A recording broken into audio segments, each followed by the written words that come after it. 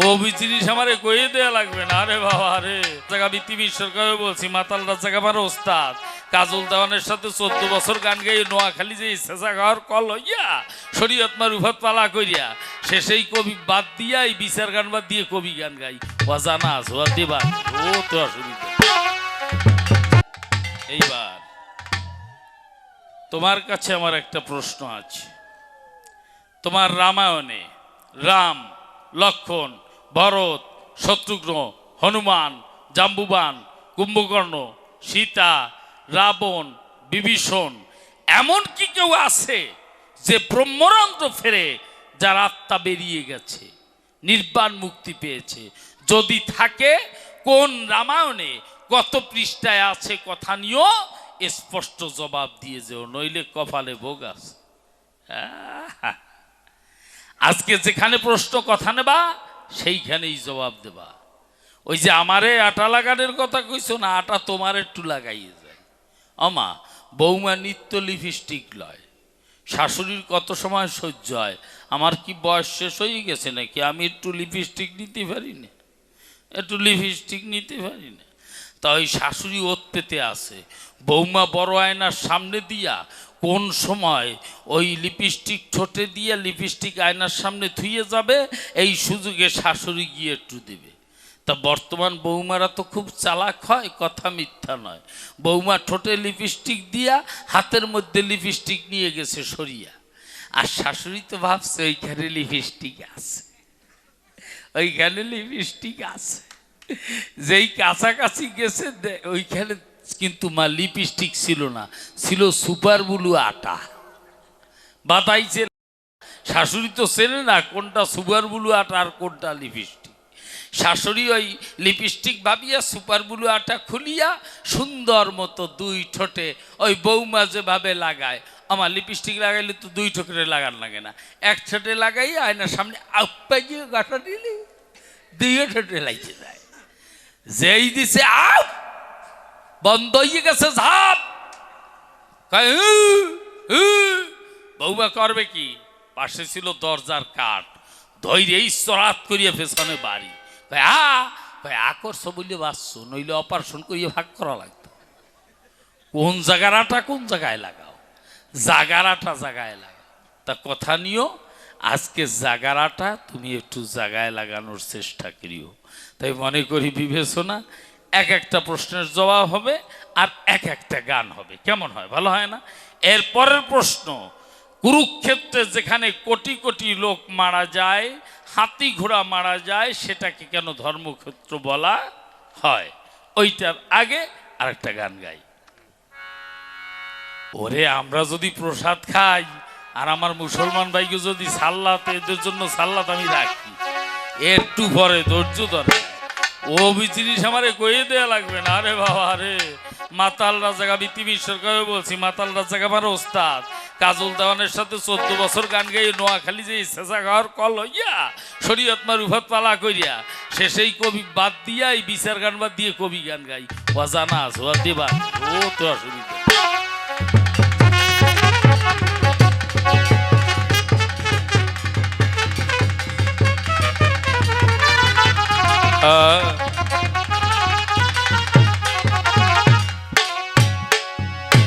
একটা চিঠি লিখি তোমার কাছে বড় ব্যথার কাজলে, আশা করি পরাণ বন্ধু আছো কুশলে, আশা করি পরাণ বন্ধু আছো কুশলে।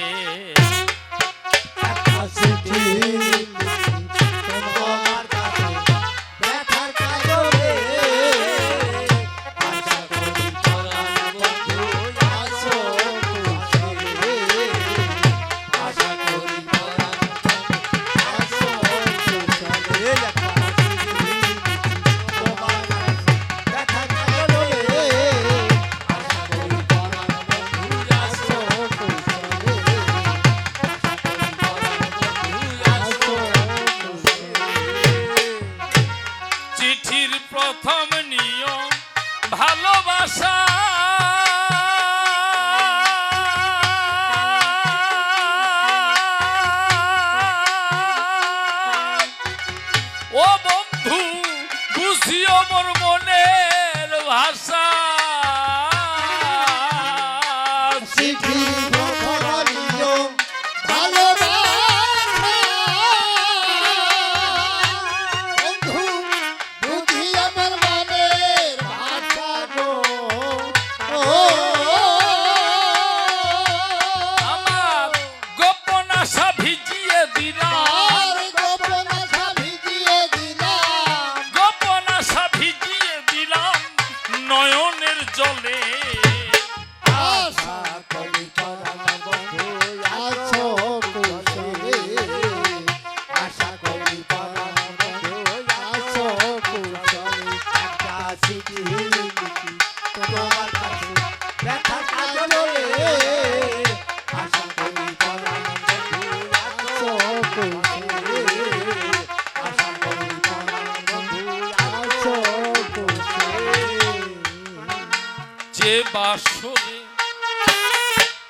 যে বাসরে বসি হাতে মিলাইলে হাত ফুটলো কত মনের বনে প্রেমের পারিজাত যে বাসরে বসি হাতে মিলাইলে হাত ফুটলো কত মনের বনে প্রেমের পারিজাত আমার সেই বাসরে শূন্য হিয়া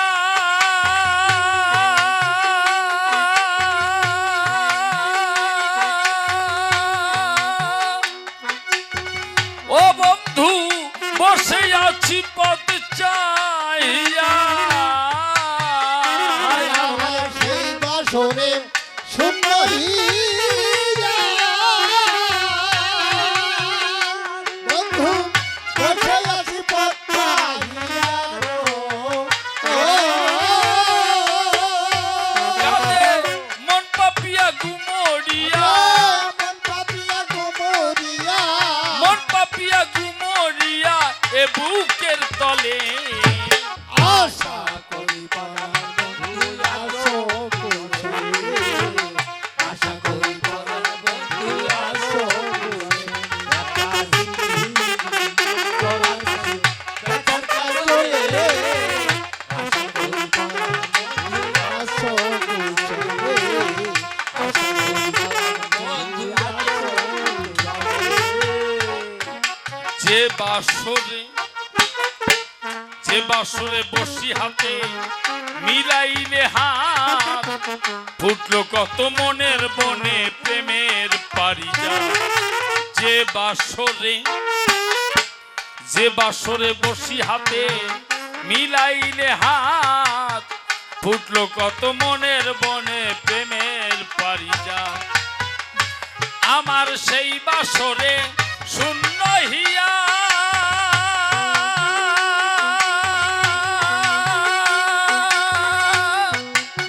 ও বন্ধু বসে আছি পথ চাইয়া আমার সেই বাসরে শূন্য হিয়া বন্ধু বসে আছি পথ চাহিয়া গো ও কাঁদে মন পাপিয়া গুমরিয়া মন পাপিয়া গোমরিয়া মন পাপিয়া গুমরিয়া এ বুকের তলে আশা করি পরাণ বন্ধু আছো কুশলে আশা করি পরাণ বন্ধু আছো কুশলে একটা চিঠি ব্যথার কাজলে আশা করি পরাণ বন্ধু আছো কুশলে আশা করি পরাণ বন্ধু আছো কুশলে যে বকুলের তলায় বসে বাজিয়েছিলে বাঁশি সে বকুলের মুকুলে আজ গন্ধে আলো হাসি যে বকুলের তলায় বসে বাজিয়েছিলে বাঁশি সে বকুলের মুকুলে আজ গন্ধে আলো হাসি আমার ছিঁড়ে গেছে গাথা মালা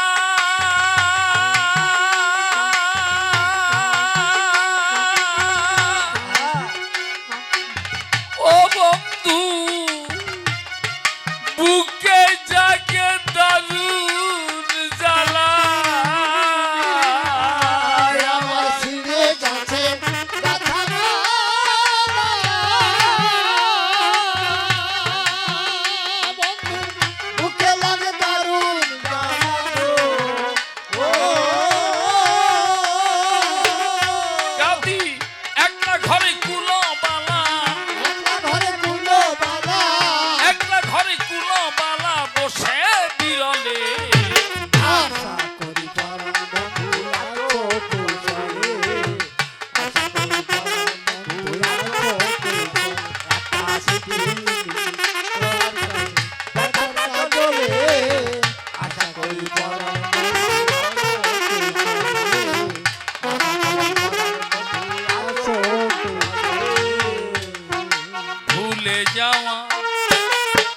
ভুলে যাওয়া পথটি ধরে ভুল করে এসে পারো যদি দেখে যেও দিবসের শেষে।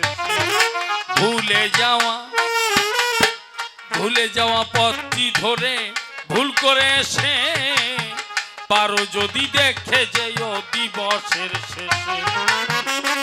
আমি কেমন আছি পরের ঘরে,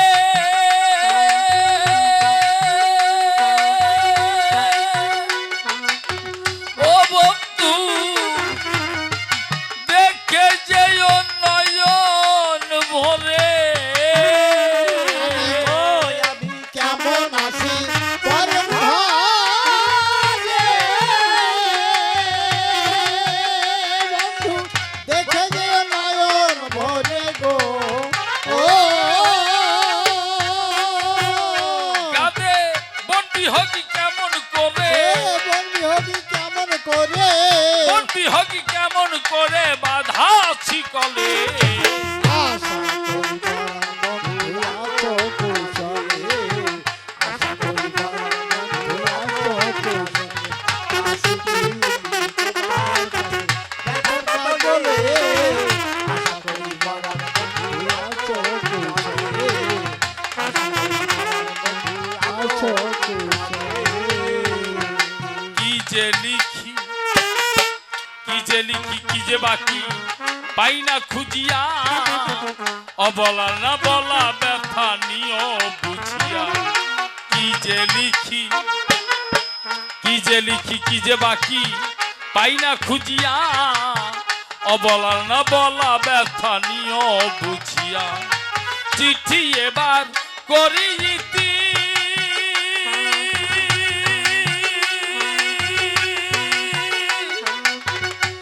ও বন্ধু জানিয়ে মোর মনের প্রীতি। চিঠি এবার করি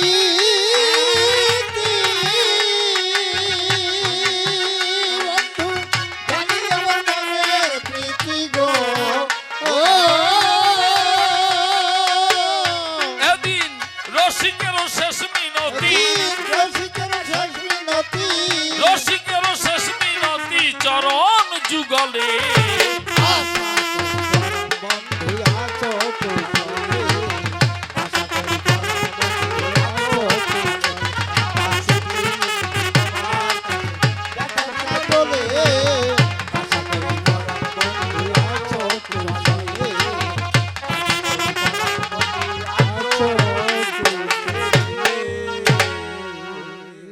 স্বয়ং পরশুরাম যিনি তাহার কথা আমি জানি, উনি পৃথিবী হতে বলি সবার সাক্ষাতে 21 বার ক্ষত্রিয় মুক্ত করিয়া ওইখানে যজ্ঞ করিয়াছিলেন। কোনখানে? যেখানে পরবর্তীতে কুরুক্ষেত্র যুদ্ধ হবে, এখনো কিন্তু হয় নাই, হবে। 21 বার যুদ্ধের পরে খুলে বলি সবার ধারে স্বয়ং নারায়ণ এসে হাজির হলো। নারায়ণ বলছে, পরশুরাম কথা নাও, আমার কাছে বর চাও। সাথে সাথে পরশুরাম বর চাইলেন। এইখানে দিনে কিংবা রাতে, সকালে কিংবা বিকালে, কালে কিংবা অকালে, বেলা কিংবা অবেলায়, সময় কিংবা অসময়, শুধু মানুষ নয়, কারণে অকারণে যদি কোনো জীব মারা যায়, সাথে সাথে যেন নির্বাণ মুক্তি পেয়ে বৈকুণ্ঠবাসী হয়। দেখেছেন বরটা কত সুন্দর। এইখানে দিনে কিংবা রাতে, সকালে কিংবা বিকালে, কালে কিংবা অকালে, বেলা কিংবা অবেলায়, সময় কিংবা অসময়, শুধু মানুষ নয়, যদি কোনো জীব কারণে অকারণে মারা যায়, তারা যেন সাথে সাথে নির্বাণ মুক্তি পেয়ে বৈকুণ্ঠবাসী হয়। এইখানে বসে গান্ধারী শতপুত্র মারা গেছে, 18 অক্ষয়ণী সেনা মারা গেছে। তাহলে এই বর অনুসারে বর্তমানে বাবু তারা কোথায় আছে? বৈকুণ্ঠে আছে। তা ওই বলদের বোঝার কি মাথায় ঘিলু আছে? তারা কোথায় আছে? বৈকুণ্ঠে আছে। তার 100 বছর পরে আমি বলি সবার ধারে কুরু রাজা যিনি তৈরি করলেন যজ্ঞ ক্ষেত্র, তার নামে হলো কুরুক্ষেত্র। আবার নারায়ণ হাজির হলো। কোন শাস্ত্রে লেখা আছে ভগবান ইন্দ্র হাজির হয়েছিলেন, আবার নারায়ণ হাজির হলো। ডাক দিয়ে বলছে, কুরু রাজা কথা নাও, বর চাও। সাথে সাথে বলছে যে আমি কুরু রাজা, আমার নামে যে এই কুরুক্ষেত্র, আজ হতে এটা যেন হয় ধর্মক্ষেত্র। সাথে সাথে নারায়ণ বলল তথাস্ত, যেটা কুরুক্ষেত্র এটাই হবে ধর্মক্ষেত্র, যেটা ধর্মক্ষেত্র এটাই হবে কুরুক্ষেত্র। এই জন্য গীতার প্রথম শ্লোকে ধর্মক্ষেত্র কুরুক্ষেত্রে সমবেতা যুজুৎসব মামকা পাণ্ডবা শৈব কিম কুর্বত সঞ্জয়। এই কারণ ঘটে যায়, কারণ ছাড়া কার্য নাহি হয়, স্পষ্ট জবাব দিলাম তোমায়। আর একটা কথা যা বলছে যে রাধা প্রেম এটা মাধুর্য না কদর্য। ওনাকে ডাক দিয়ে বলছে যে আপনারা ছবিতেও দেখবেন যুবতী মেয়েরা কাপড় চাচ্ছে, আর কৃষ্ণ জামা কাপড় নিয়ে মেয়েদের বটের ডালে উঠেছে। কৃষ্ণ সে সময় বয়স কত? বয়স কত? মাত্র 8 বছর। একটা 8 বছরের ছেলে কাম কামনার কি বোঝে ধরাতলে? তোর মতো বেবদ যারা এই কাপড় চোপড়ের, মেয়ে ছেলের কাপড় চোপড়ের দিক লক্ষ্য করে, তারা শোনো, সখীরা ছিল যারা ডাক দিয়ে বলছে তারা, গোবিন্দ তোমাকে আমরা খুব ভালোবাসি। কেমন ভালোবাসো? প্রাণের চেয়েও বেশি ভালোবাসি। বলছে তাই, কালকে পরীক্ষা হবে। সখীরা জামা কাপড় উপরে রেখে কাপড় চোপড় রাখিয়ে যখন স্নান করতে নেমে গিয়েছে, সমস্ত কাপড় চোপড় নিয়ে কৃষ্ণ বটের ডালে উঠিয়ে বাঁশরি বাজাচ্ছে। এখন বলছে গোবিন্দ কাপড় দাও। বলছে ওভাবে হবে না, উপরে উঠিয়ে কথা ধরো, তোমরা এই সূর্যকে দুহাত দিয়ে প্রণাম করো। বলছে কেন গোবিন্দের মানে? বলছে শোনো, তোমরা একটা কথা মানো, তোমরা পৃথিবীতে যখন এসেছিলে মায়ের পেট থেকে কয়খানা কাপড় চোপড় নিয়ে এসেছিলে? যখন আবার তোমাদের শেষ দিন আসবে, তোমাদের শেষ নিঃশ্বাস ত্যাগ করবে, তোমরা কয়খান জামা কাপড় নিয়ে চলে যাবে, শ্মশানে যাবে? কয়খান কাপড় নিয়ে এসেছিলে, কয়খান নিয়ে যাবে? লজ্জা ঘৃণা ভয় 3 থাকতে নয়। তোমরা নাকি আমাকে ভালোবাসো, এই নাকি ভালোবাসো? সামান্য লজ্জা ঘৃণা ভয় এইটুক ত্যাগ করতে পারলে না? সখীরা উঠে এসে বলছে গোবিন্দ, এই দেহ জীবন যৌবন সবই তোমার, তুমি একমাত্র ভগবান বলি তোমার বিদ্যমান, সৃষ্টিকারী স্থিতিকারী বিনাশকারী সবার উপরে তুমি, তোমাকে করি প্রণাম। এই কথা যখন বলেছে সবাইকে কাপড় চোপড় দিয়ে দিয়েছে। এটাকে বসন চুরি বলা হয়। বসনটা কেমন? এই বসন জগতে আসছো যখন, মানুষের জামা কাপড় যত বেশি গায়ে দেয় তত বেশি কাঁচা থাকে দেহটা, নিশ্চয় তাই না? যত বেশি জামা কাপড় গায়ে দেবে অত বেশি দেহটা কাঁচা থাকবে। এ বাঁশ দেখছি যারে বাঁশ, এই যে আসার সময় আজকে এই রাস্তা দিয়ে আমরা যখন গাড়িতে আসি, টুনির বাড়ি লাইগিয়া কুঞ্চির বাড়ি, ও জায়গায় কুঞ্চির বাড়ি, আপনার অঞ্চলে বাঁশ বেশি আছে, বাঁশ বেশি, বুঝছে? বাঁশের বাড়ি ঠিক মতো আছে। এই বাঁশ যে সময় জন্মায় কত জামা কাপড় গায়ে, বাবারে বাবা, পুরা জামা কাপড় গায়ে। যে আমি তো সেদিন আয়ন ঘোষ রূপে যাব, আমি তো কালী ভক্ত, আমার মনোবাসনা কি পূর্ণ হবে? বলছে হ্যাঁ, রাধা করবে কৃষ্ণ পূজা আর তুমি দেখবে কালী পূজা, তোমাদের উভয়ের মনোবাসনা পূর্ণ হবে। হয়েও ছিল তাই। এইবার একজনে বলছে তোরা রাধারানীকে খবর দে। রাধারানী রান্না করে আর হা কৃষ্ণ বলে চোখের জল ঝরে, আর কান খোলা আছে, কখন সেই বাঁশির সুর শোনা যায়। মাগো, যদি নিজের ভালো না থাকে বাসা, তার হয় না ভালোবাসা। যার বাসা ভালো তার ভালোবাসা ভালো। যার নিজের দেহ বাসা ভালো না, সে জীবনে ভালোবাসা আশা করো না, আগে বাসা ভালো করো। রাধারানীকে একজনে গিয়ে সংবাদ দিয়েছে, ডাক দিয়ে বলছে রাধারে, তোর বন্ধু বৃন্দাবন ছেড়ে চিরতরে চলে যাচ্ছে। রাধারানী কান্না করে দিয়ে বলছে, আমি জানতাম চিরদিন কাহারো সমান নাহি যায়। শোন, আমি রান্না করে আসি, কৃষ্ণকে কোনো অস্ত্রে বাঁধা যাবে না, কোনো শস্ত্রে বাঁধা যাবে না। যদি তোরা গিয়ে এক সখী আর এক সখীকে আলিঙ্গন করে চোখের জলে এক ভক্ত আর এক ভক্তের চরণ ধুলি নিতে পারিস, এক ভক্ত আর এক ভক্তের চরণ ধুলি নিতে পারিস, তাহলে গোবিন্দ এইটুকু সময় থাকবে, আর না হয় থাকবে না। তারে বেঁধে রাখা যায় নয়নের জল দিয়ে, বাঁধতে পারো যদি কভু তোকে হারা হবে না তাকে আর কিছু দিয়ে বেঁধে রাখা যায়, আর কিছু দিয়ে তাকে বেঁধে রাখা যায় না। তোরা একজন আরেকজনকে জড়িয়ে ধরে এক ভক্ত আর এক ভক্তের চরণ ধুলি নে। ভগবান সব সইতে পারে, ভক্তের চোখের জল আর চরণ ধুলির মান না রেখে পারে না, ভক্তের চরণ ধুলির মান অবশ্যই রাখে।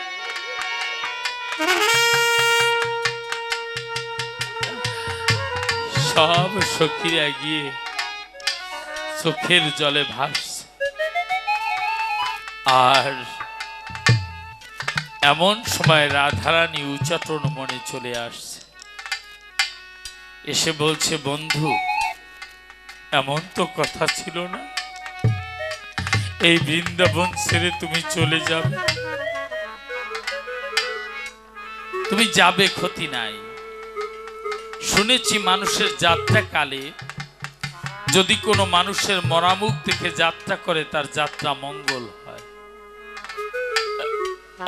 আমি এই তোমার রথের সামনে শুয়ে পড়ছি, তোমার রথখানা আমার বুকের উপর দিয়ে চালিয়ে দাও, আমার আত্মা বেরিয়ে গিয়ে তোমার চরণে বিলীন হোক, আমার মরা মুখ দেখে তুমি যাত্রা করো, তোমার যাত্রা মঙ্গল হোক।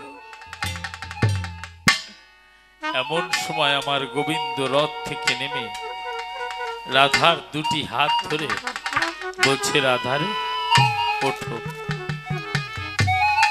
তোমাকে কয়েকটা কথা বলি। আমি যেখানেই থাকি না কেন আমি কখনো বৃন্দাবন ছাড়া হব না।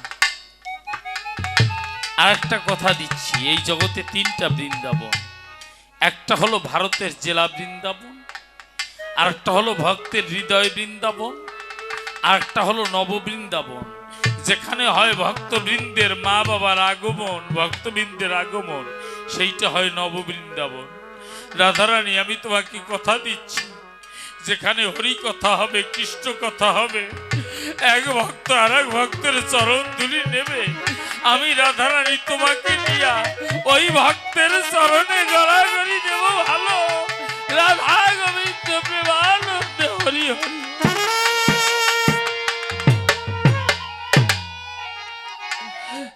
আমি ওই ভক্তের চরণে গড়াগড়ি দেব, আমি ওই জায়গা ছাড়া হব না। আর শোনো, যদি কেউ বৃন্দাবনে আসে তোমার কৃপা না পেয়ে যেন যায় না। তুমি কথা নিও, সমস্ত ভক্তের চরণ ধোয়, ওই ভক্তের প্রত্যেকটা ধূলিকণায় চরণ ধুলিতে আমি কৃষ্ণ, তুমি আমাকে দেখতে পাবে। কেউ যেন তোমার কৃপা না পেয়ে যায় না, আর বৃন্দাবন থেকে কেউ যেন অভুক্ত অবস্থায় যায় না। আপনারা বৃন্দাবনে যাবেন, প্রথমে যাবট, পরে গোকুল, পরে বৃন্দাবন।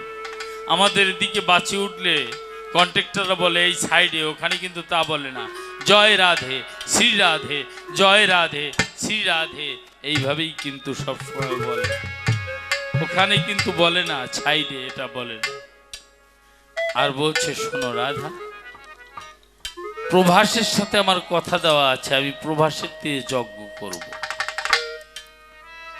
এই যজ্ঞে নারদকে দিয়ে স্বর্গ মর্ত পাতাল নিমন্ত্রণ করাবো, কিন্তু তোমাকে নিমন্ত্রণ করব না। আমা, তোমার বাড়িতে বৈষ্ণব সেবা, তুমি কি তোমার স্বামীকে বলবা নাকি যে স্বামী আমার বাড়িতে বৈষ্ণব সেবা, তোমার নিমন্ত্রণ?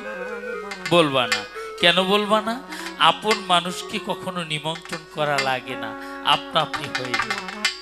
কোন স্বামী কি স্ত্রীকে বলবে নাকি যে আমার বাড়িতে বৈষ্ণব সভা তোমার নিমন্ত্রণ? বলবে কখনো? এই প্রবাসদা বলবে, এই সুমন দাদা বলবে, এই বাবুরা বলবে? কেউ বলবে? এটা বলবে না। আপন মানুষকে নিমন্ত্রণ করা লাগে না, কখনোই লাগে না। তা শোনো, আমি ওইখানে প্রবাস তীরে যজ্ঞ করব। ওই যজ্ঞের কথা নিও, তুমি তোমার সখীদের নিয়ে সবাইকে নিয়ে যেও। যজ্ঞে কি আছে মা, মন দিয়ে শুনবে। একটা দাঁড়িপাল্লা, একটা দাঁড়িপাল্লার এক পাশে ছোট একটা সাদা ফুল, আর এক পাশে খালি জায়গা। গোবিন্দ নিজ হাতে আজকে ফুল তুলেছে। ফুল, জনম ভরে আমার চরণের আশায় তোরা ফুটেছিস। আমি সেই কৃষ্ণ আজকে ভক্তের চরণ পূজার জন্য তুলতে এসেছি। আমি গোবিন্দ ভক্তের চরণ পূজা দেব। আয় ফুল আয়, ফুলগুলো দূরে দূরে আসছে। আয় ফুল আয়। ফুল তুলে গোবিন্দ অধবদনে বসে আছে। গোবিন্দ বলছে, এই দাঁড়িপাল্লার এক পাশে ছোট সাদা ফুল, আর এক পাশে খালি জায়গা। যে ব্যক্তি এই দাঁড়িপাল্লার খালি পাশে উঠবে, যার গায়ের ওজন ফুলের চেয়ে হালকা হবে, সে আমার শ্রেষ্ঠ ভক্ত হবে। তার চরণের মধ্য হতে আমি অনন্ত কোটি বিশ্ব ব্রহ্মাণ্ডের সকল ভক্তের চরণে আমার যজ্ঞের অর্ঘ্য পৌঁছে দেব। ওই দিন ওই দাঁড়িপাল্লায় সবাই উঠেছে মা। আমি ব্যাসদেব, আমি উঠেছিলাম, ভরদ্বাজ উঠেছিল, বাল্মীকি উঠেছিল, বশিষ্ঠ উঠেছিল, মুনি ঋষিরা উঠেছিল, সমস্ত দেবতারা উঠেছিল। সবার গায়ের ওজন ফুলের চেয়ে বেশি হালকা নয়। সমস্ত সখীরা উঠেছে, কাজ হয়নি। একমাত্র রাধা বাকি আছে। রাধারানী চোখের জলে ভাসছে আর ভাবছে, আমার গোবিন্দ কি, আমার বন্ধু কি, আমার ঠাকুর কি তার যজ্ঞের অর্ঘ্য দেওয়ার মতো একজোড়া যুগল চরণ পাবেন?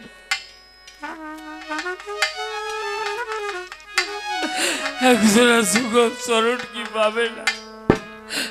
তাহলে আমি এক কাজ করি, আমি গোবিন্দকে প্রণাম দিয়ে দাঁড়িপাল্লায় উঠে যাই। আবার বলছে মন না, যদি আমার গায়ের ওজন হালকা হয় লোকে কলঙ্ক দেবে যে গোবিন্দের চরণ ধুলির গুণে রাধার গায়ের ওজন হালকা হয়েছে। আমি আজকে গোবিন্দের চরণ ধুলি নেব না। গোবিন্দ বলেছে, আমার হতে আমার নাম বড়, নাম হতে ভক্ত বড়, ভক্ত হতে ভক্তের চরণ ধুলি আরো বড়। আজকে এইখানে যত ভক্ত আছে, আমি রাধা সব ভক্তের চরণ ধুলি নেব। এই সকল ভক্তের চরণ আজকে রাধারানী গড়াতে গড়াতে যাচ্ছে। গিয়ে এক একজন ভক্তের কাছে যায় আর বলে, হরি বর্ণনা, আমার জন্য কিছু চাই না, তোমরা এক কাজ করো, আমার গোবিন্দ যেন তার যজ্ঞের অর্ঘ্য দেওয়ার মতো একজোড়া যুগল চরণ পায়।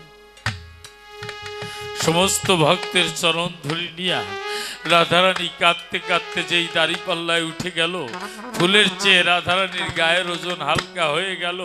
রাধারানীর শ্রেষ্ঠ ভক্ত প্রমাণ হলো। গোবিন্দ তার যজ্ঞের অর্ঘ্য নিয়ে রাধারানীর চরণে দিল। রাধা গোবিন্দের মিলন হলো। রাধা গোবিন্দ প্রেমানন্দে হরি হরি হরি বল, হরি বল, হরি বল। আজকে প্রেমের মিলন হয়। এই মিলন মেলা অত সহজ নয়। তাই